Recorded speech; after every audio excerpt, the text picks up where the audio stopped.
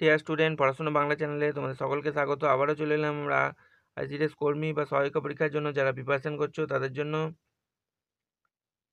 সাধারণ জ্ঞানের ক্লাস নিয়ে। তো তোমরা দেখতে পাচ্ছ এটা আমাদের 64 নম্বর ক্লাস। এর আগে আমরা 63খানা ক্লাস তোমাদের করে দিয়েছি এবং প্রচুর কোশ্চেন আমাদের এই মক টেস্টগুলোতে নেওয়া হয়েছে। যারা আগের ক্লাসগুলো দেখোনি অবশ্যই কিন্তু আগের ক্লাসগুলো দেখে নেবে। প্রচুর কোশ্চেন এখান থেকে তোমাদের কিন্তু প্র্যাকটিস হয়ে যাবে।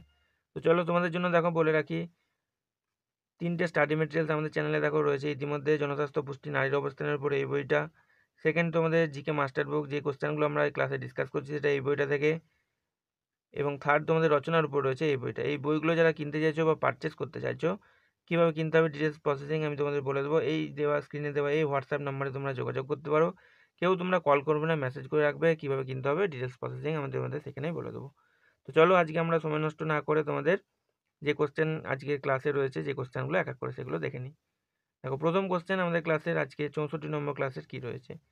অ্যাপালেসিয়ান পর্বত কোথায় অবস্থিত? ইন্দোনেশিয়া, ফ্রান্স, স্পেন নাকি মার্কিন যুক্তরাষ্ট্রে? অ্যান্সার করো কি হবে। তো সঠিক উত্তর হয়ে যাবে এটা অবস্থিত মার্কিন যুক্তরাষ্ট্রে। অপশান ডি হয়ে যাবে আমাদের এটা সঠিক অ্যান্সার। নেক্সট কোশ্চেন দেখো 2 নম্বর, কার রাজসভায় নবরত্ন এর জন্য বিখ্যাত ছিল? কার রাজসভা নবরত্নের জন্য বিখ্যাত ছিল? হর্ষবর্ধন, দ্বিতীয় চন্দ্রগুপ্ত, অশোক নাকি সমুদ্রগুপ্ত? তো অ্যান্সার কি হবে, সঠিক উত্তর হয়ে যাবে দ্বিতীয় চন্দ্রগুপ্ত। অপশান বি হয়ে যাবে আমাদের এটা সঠিক অ্যান্সার। নেক্সট পরবর্তী প্রশ্ন 3 নম্বর দেখো কি রয়েছে, সম্রাট অশোক কার পুত্র ছিলেন? অ্যান্সার করো। তো সঠিক উত্তর হয়ে যাবে বিন্দুসারের পুত্র ছিলেন অশোক। অপশান ডি হয়ে যাবে আমাদের এটার সঠিক অ্যান্সার। নেক্সট পরবর্তী কোশ্চেন 4 নম্বর দেখো কি রয়েছে, নিচের কোনটি জৈন মন্দির শহর হিসেবে পরিচিত? জৈন মন্দির শহর হিসেবে পরিচিত কোনটি? উজ্জয়িনী, গিরনাথ, আহমেদাবাদ নাকি রাজগীর? অ্যান্সার করো। তো সঠিক উত্তর হয়ে যাবে গিরনার। এটা জৈন মন্দির হিসেবে শহর হিসেবে পরিচিত। অপশান বি হয়ে যাবে সঠিক উত্তর। নেক্সট 5 নম্বর দেখো কোশ্চেন কি রয়েছে, দক্ষিণ ভারতের সর্বোচ্চ শৃঙ্গের নাম কি? আগের ক্লাসে দেখো এক্সট্রা ডিটেলসে আমি তোমাদের বলেছিলাম কোন শৃঙ্গের নাম কি। তোমরা যদি না দেখে থাকো অবশ্যই ক্লাসটা দেখে নেবে। আনাইমুদি, দোদাবেতা বা ডোডাবেটা অনেক জায়গায় পাবে, কলসুবাই নাকি মাকুরতি? অ্যান্সার করো কি হবে। দক্ষিণ ভারতের সর্বোচ্চ শৃঙ্গের নাম হচ্ছে আনাইমুদি। অপশান এ হয়ে যাবে আমাদের সঠিক উত্তর। আমি আবারও বলে দিচ্ছি দেখো, আনাইমুদি এটা হচ্ছে পশ্চিমঘাট পর্বত, আনাইমালাই পর্বত এবং দক্ষিণ ভারতের সর্বোচ্চ শিখর। দোদাবেতা বা ডোডাবেটা এটা হচ্ছে নীলগিরি পর্বতের সর্বোচ্চ শিখর। জিন্দাগাদা যেটা রয়েছে সেটা হচ্ছে পূর্বঘাট পর্বতের সর্বোচ্চ শিখর। এবং কলসুবা যেটা রয়েছে সেটা হচ্ছে সহ্যাদ্রি পর্বতমালার সর্বোচ্চ শিখর। তাহলে এগুলো একটু মনে রাখবে, ভেরি ভেরি ইম্পর্টেন্ট পরীক্ষার জন্য। নেক্সট পরবর্তী প্রশ্ন, কার রাজত্বকালে বৌদ্ধ ধর্মাবলম্বীরা হিনজান ও মহাযান নামে দুটি সম্প্রদায়ে বিভক্ত হয়? হর্ষবর্ধন, কনিষ্ক, সমুদ্রগুপ্ত নাকি অশোক? কার রাজত্বকালে বৌদ্ধ ধর্মাবলম্বীরা হিনজান ও মহাযান নামে দুটি সম্প্রদায়ে বিভক্ত হয়? তো সঠিক উত্তর হয়ে যাবে এটা কনিষ্কের রাজত্বকালে এটা হয়। অপশান বি হয়ে যাবে আমাদের সঠিক উত্তর। নেক্সট কোশ্চেন দেখো কি রয়েছে সংবিধান থেকে, ভারতীয় সংবিধানের প্রস্তাবনার লক্ষ্য ও নীতিগুলো সংবিধানের কোন অংশে প্রতিফলিত হয়েছে? রাষ্ট্রের নির্দেশমূলক নীতিতে, মৌলিক অধিকারে, মৌলিক কর্তব্যে নাকি অপশানগুলোর মধ্যে কোনোটাই না? তো সঠিক উত্তর হয়ে যাবে রাষ্ট্রের নির্দেশমূলক নীতিতে এটা আলোচনা প্রতিফলিত হয়েছে এই অংশে। অপশান এ হয়ে যাবে সঠিক উত্তর। নেক্সট কোশ্চেন দেখো কি রয়েছে 8 নম্বর আজকের ক্লাসে, কোন বেদে যাগযজ্ঞ ও ক্রিয়াকলাপের নির্দেশ দেওয়া আছে? ঋগ্বেদ, যজুর্বেদ, সামবেদ নাকি অথর্ববেদ? তো সঠিক উত্তর হয়ে যাবে অথর্ববেদে যাগযজ্ঞ ও ক্রিয়াকলাপের নির্দেশ দেওয়া রয়েছে। অপশান ডি হয়ে যাবে সঠিক উত্তর। নেক্সট কোশ্চেন 9 নম্বর, সমুদ্রগুপ্তের নানা বিবরণ সমৃদ্ধ এলাহাবাদ প্রশস্তি এটা কে রচনা করেন? কে রচনা করেন বলো?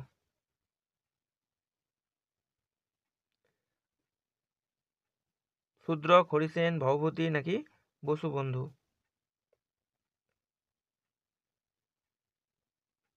সঠিক উত্তর হয়ে যাবে এটা রচনা করেছিলেন হরিসেন। অপশান বি হয়ে যাবে আমাদের সঠিক উত্তর।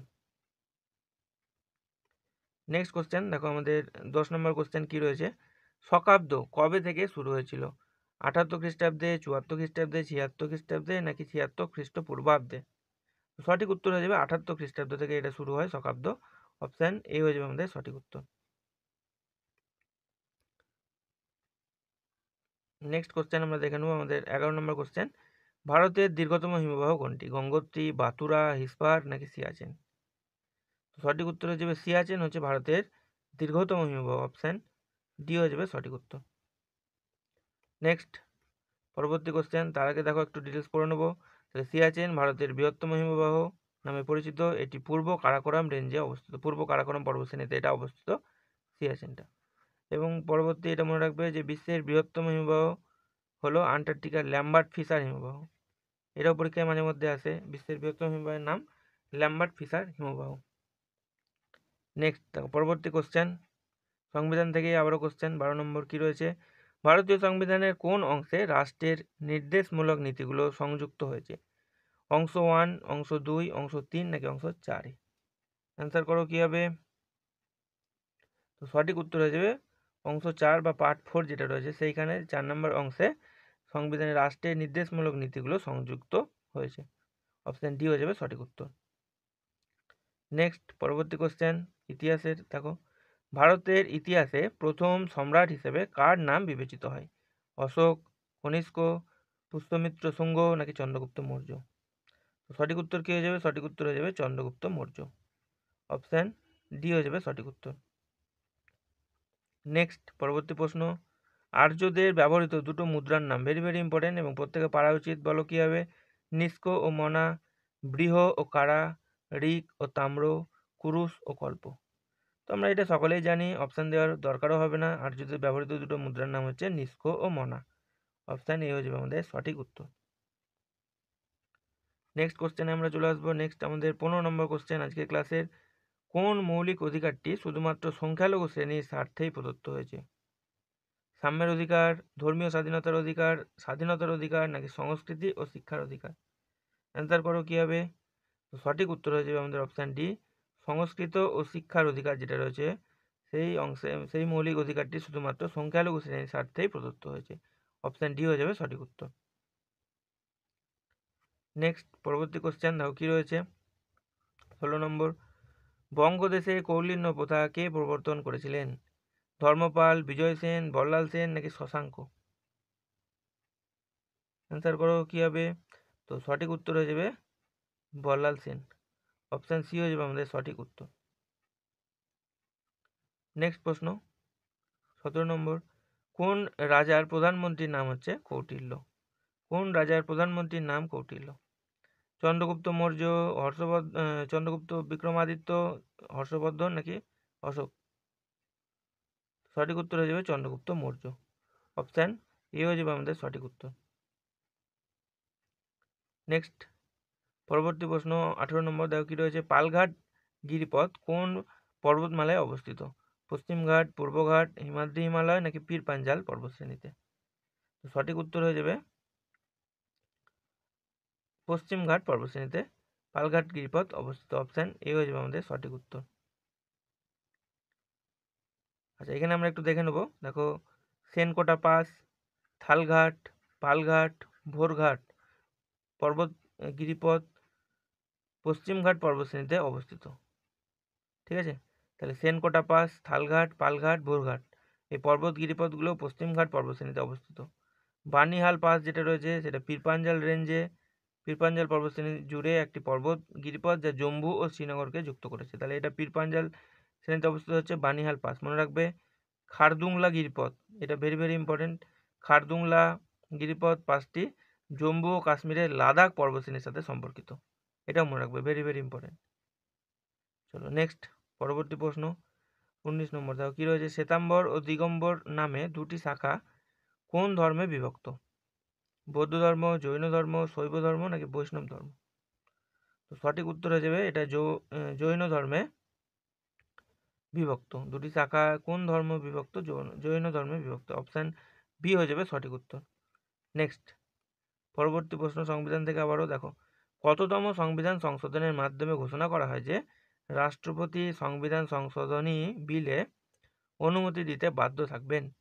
24তম, 25তম, 73তম নাকি 74তম?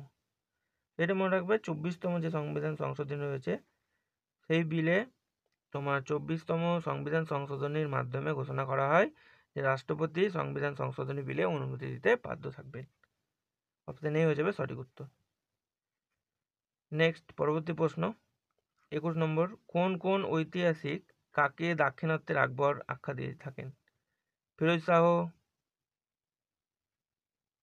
কোন হয়ে গেছে, এটা একবারই হবে, সরি ভুল হয়ে গেছে। কোন ঐতিহাসিক কাকে দাক্ষিণাত্যের আকবর আখ্যা দিয়ে থাকেন? ফিরোজ শাহ, আলাউদ্দিন খলজি, দ্বিতীয় পুলকেশী নাকি টিপু সুলতান? এটা মনে রাখবে যে ফিরোজ শাহ।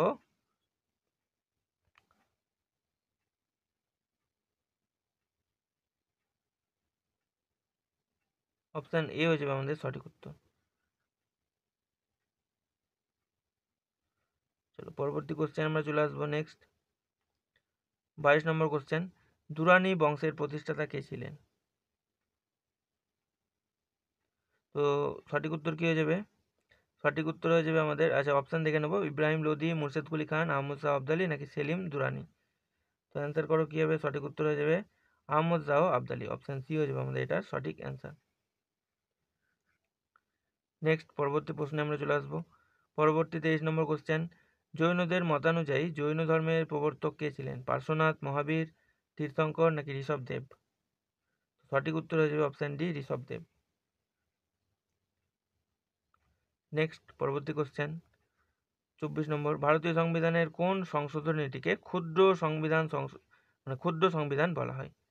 22তম সংবিধান, 42তম সংবিধান সংশোধনী, 44তম নাকি 73তম সংবিধান সংশোধনী? কোনটাকে বলা হয়? তাহলে 42তম যে সংবিধান সংশোধনীটা হয়ে থাকে সেটাকে বলা হয় ক্ষুদ্র সংবিধান। অপশান বি হয়ে যাবে সঠিক উত্তর। এইখানে দেখো মনে রাখবে যে সমাজতান্ত্রিক এবং ধর্মনিরপেক্ষ শব্দ দুটি 1976 সালে 42তম সংশোধনীর দ্বারা ভারতীয় সংবিধানের প্রস্তাবনায় যুক্ত হয়েছিল। তাহলে 42তম যে সংবিধান সংশোধনীটা হয়েছিল 1976 সালে সমাজতান্ত্রিক এবং ধর্মনিরপেক্ষ শব্দ দুটি সংবিধান সংশোধনীর দ্বারা সংবিধানে প্রস্তাবনায় যুক্ত করা হয়েছিল। এটাও কোশ্চেন আসে মাঝে মধ্যে। চলো পরবর্তী এবং লাস্ট কোশ্চেন আমরা দেখে নেবো আজকের আমাদের ক্লাসের কি রয়েছে। 25 নম্বর কোশ্চেন দেখো, সম্রাট অশোকের শিলালিপিতে তাকে অন্য কি নামে উল্লেখ করা হয়েছে? চক্রবর্তী, ধর্মকীর্তি, সূর্যাদিত্য নাকি প্রিয়দর্শী? সঠিক উত্তর হয়ে যাবে প্রিয়দর্শী। অপশান ডি হয়ে যাবে এটা সঠিক অ্যান্সার। তো এই ছিল আজকের আমাদের 25খানা কোশ্চেন। ভিডিওটি যদি তোমাদের ভালো লেগে থাকে একটি লাইক করে দিতে পারো, চ্যানেলে যদি নতুন হয়ে থাকো চ্যানেলটি তোমরা সাবস্ক্রাইব করে নিতে পারো এবং ভিডিওটি তোমার সেই সব বন্ধুদের সঙ্গে একটু শেয়ার করে দিতে পারো যারা আইসিডিএস এবং অঙ্গনের পরীক্ষার জন্য প্রিপারেশান করছে। তোমাদের জন্য বলে রাখি, তোমাদের জন্য দেখো রচনার ক্লাস, ইংরেজির ক্লাস, অঙ্কের ক্লাস, জনস্বাস্থ্য, পুষ্টি, নারীর অবস্থান এই টপিকের ওপর ক্লাস এবং অঙ্কের ক্লাসও রয়েছে এবং রিসেন্ট তোমাদের যে জেলাগুলো থেকে পরীক্ষা হয়েছে তার প্রিভিয়াস ইয়ার কোশ্চেন পেপার করে দিয়েছি একদম ডিটেলস সলিউশন সহ। তোমরা চাইলে আমাদের চ্যানেলে আলাদা করে প্লে লিস্টে চলে যেতে পারো, সেখান থেকে তোমরা দেখে নিতে পারো, অথবা এই ভিডিও ডিসক্রিপশান বক্সেও প্রত্যেকটা টপিকের ওপর যে প্লে লিস্ট রয়েছে সেইগুলোর লিঙ্ক দেওয়া আছে, সেখান থেকে তোমরা তোমাদের প্রয়োজন মতো ক্লাসগুলো দেখে নিতে পারো। তো এই ছিল আজকের class. Thank you for watching this video.